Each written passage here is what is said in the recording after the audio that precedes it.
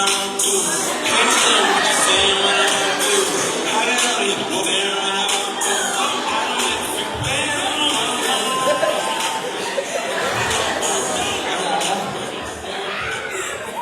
Okay. All right. Okay. To business. Let's get to business. Okay. My name is Johnathan Butts. I am a senior here at Georgia College, Early College. I have been a part of the program since the 7th grade. Being here has taught me how to endure hardness, how to go through challenges, how to just overcome things, setbacks, anything like that. Through going through rigorous coursework and just doing anything Dr. Lab requests, whether you get yelled at or not, it's going to happen to you. So to get into who I am as a person, I'm a church boy. When I begin to talk more into my presentation, you begin to hear in my tone and what I begin to say. I love music. I love to build passion through others. I love to help people get into what they like to do. I'm an athlete. I love to work out, build muscle, strength train. So a lot of my passion comes from wanting to help others, and predominantly the African American community, young men.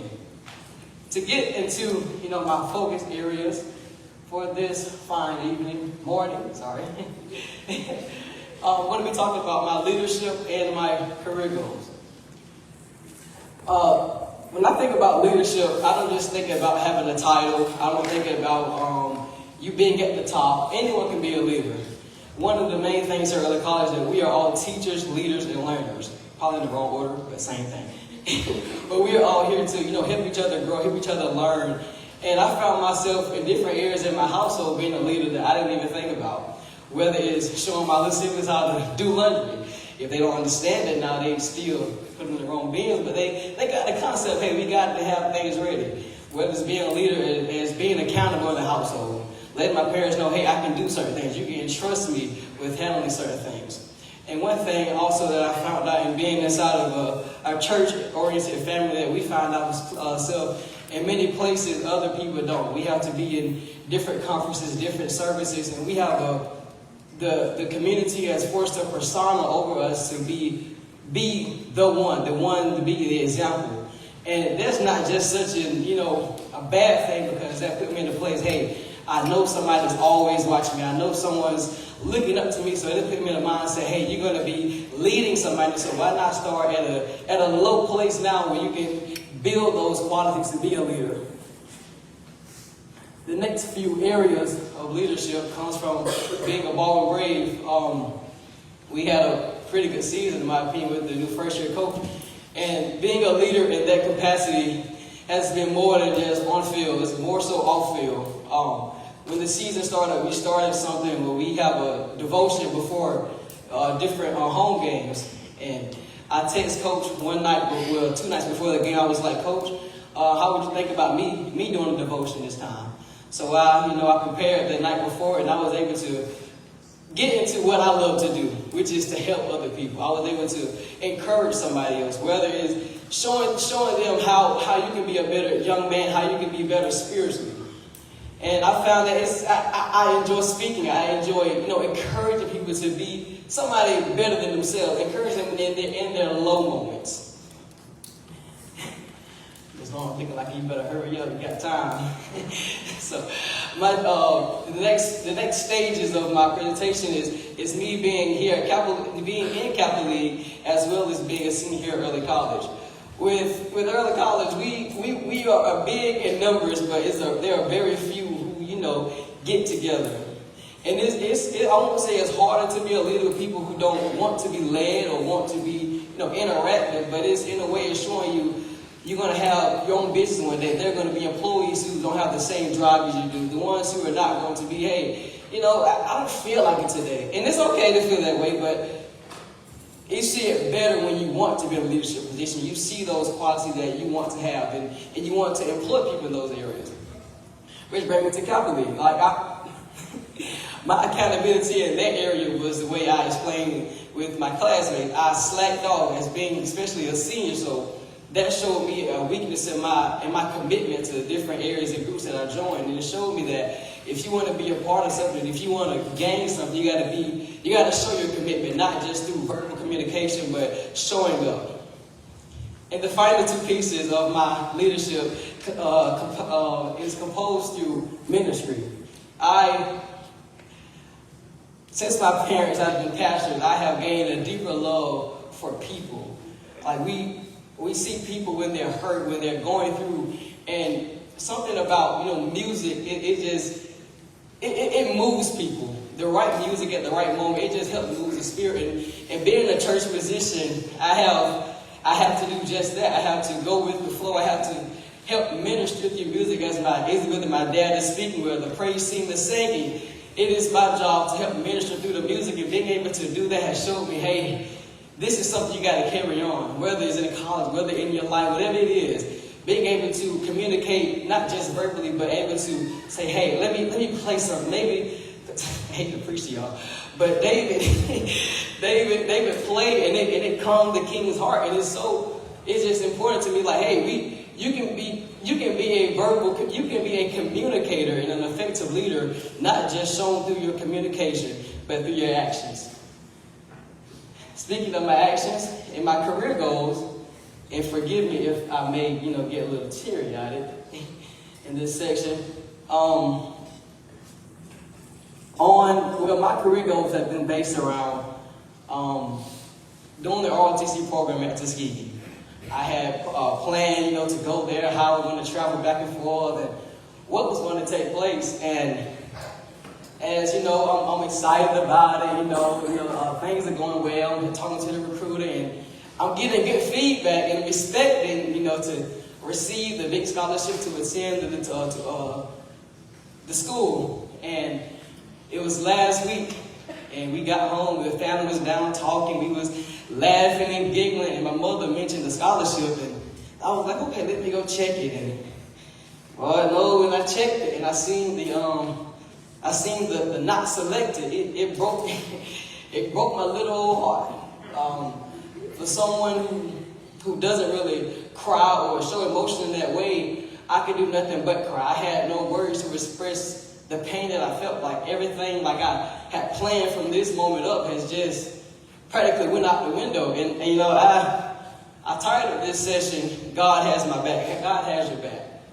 Because in the midst of this, I was able to contact Dr. Salad, and boy, did she get the writing and typing and calling, because she was like, hey, we need something. Some got to give. So she began to contact and see what's going on, and I appreciate that, because that showed me in a way, hey, it's like God showed me, it's a way like, hey, even though you're going through hardship, even though you're down, you don't understand what's going on, I have your back. And my dad, sorry, I preach again, but my dad preached a message like he's in your corner, like God is there in your corner to, help back you up in those areas. Like when you feel like your back is against the wall, He is there to lift you up in your time of, just hurt. And,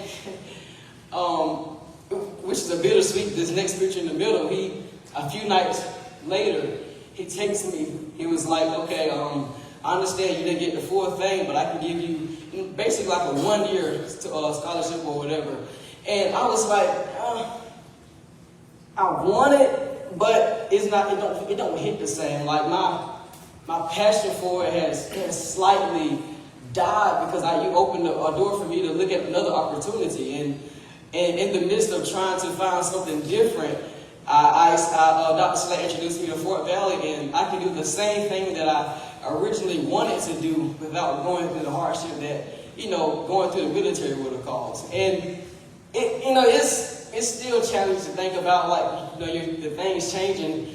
But as I was looking at it this morning, I found Jeremiah 29:11. It was like, for I know the plans I have before you, declares the Lord, plans to prosper you, not to harm you, to give you in a hope, plans to give you hope in a future. So despite anything that we're going through, despite anything, like even the setback, sometimes we need those take back, put us in a humbling position, like, hey, you're not there, you don't have everything figured out. And that's the way of God, maybe guarding us into, I'm sorry, I did not mean to preach. I'm sorry. I'm so sorry. But to finish up, what motivated me is my deep drive to help. I love to give off positive energy, like with the music, just to do a little 1, 2 or so, or boots on the ground.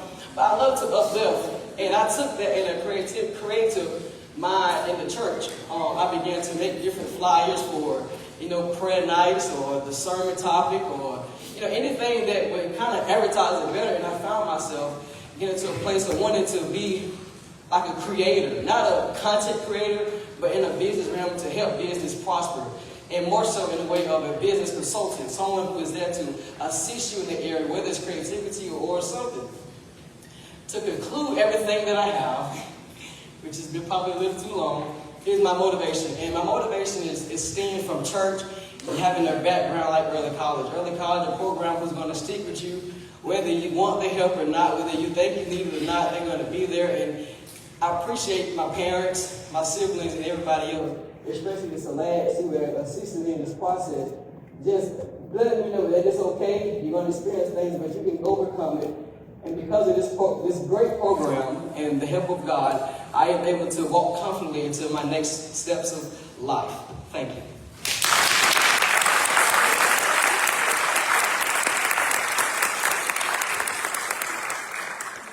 Y'all got some questions? Oh, Lord.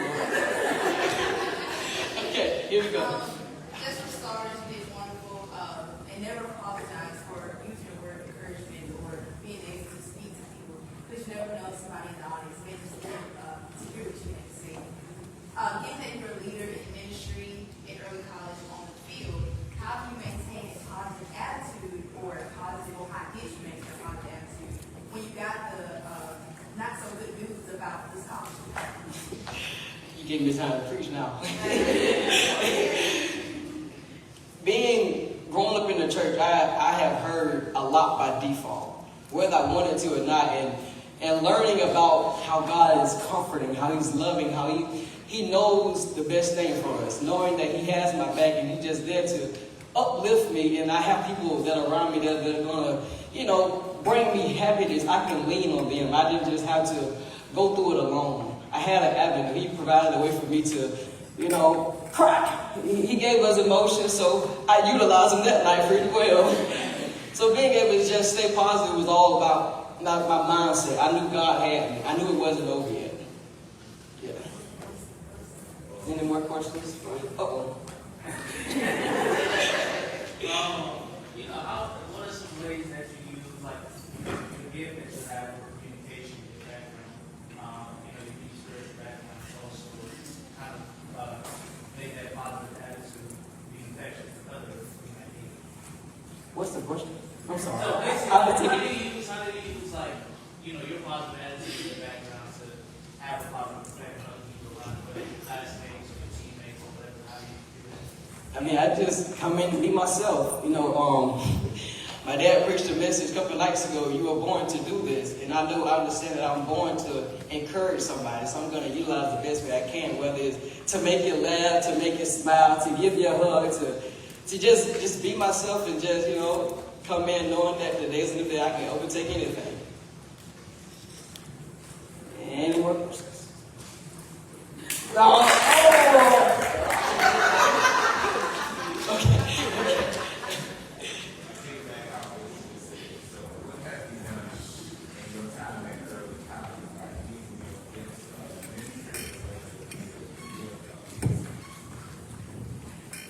You just asked a very great question. How's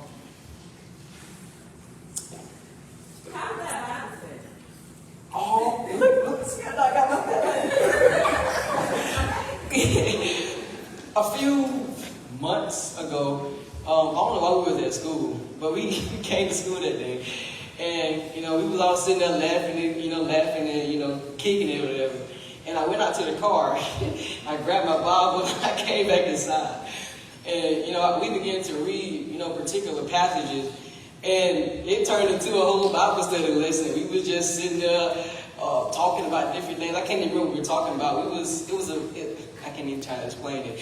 But it was so good, people was able to come in and hear it and just experience it by default. Dr. Salat heard it by default. Ms. Brown, Ms. Lawrence came in. So we were just embracing we were, not being ashamed to, share the gospel.